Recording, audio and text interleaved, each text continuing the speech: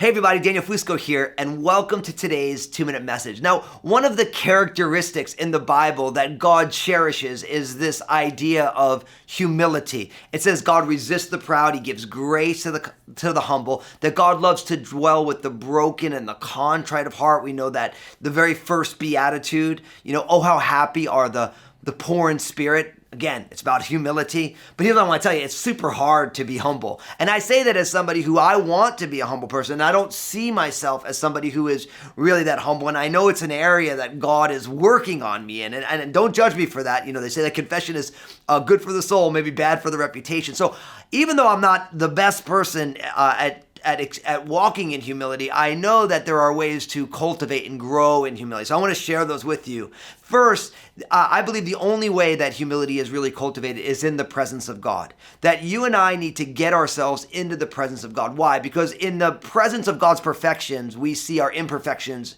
in very, very real ways. In the presence of God's infinite nature, and all the omnis, omnipresent and omnipotent and all these different things, omniscient, we realize how creaturely we are. And all through the scriptures, when somebody gets into the presence of God, there is some sort of overt act of humility. Whether it's, be away from me for I'm a sinful man. That's what Peter told Jesus when Jesus told him to throw the nets down and he had that huge catch of fish.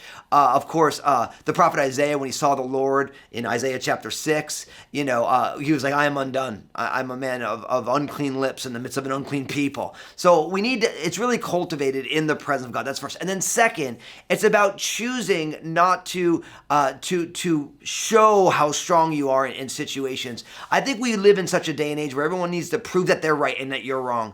And I think when it takes humility to just allow people, even when you think that you really are right, not to prove it. So I think it's about us taking a step back and saying, I don't need to prove that I'm right.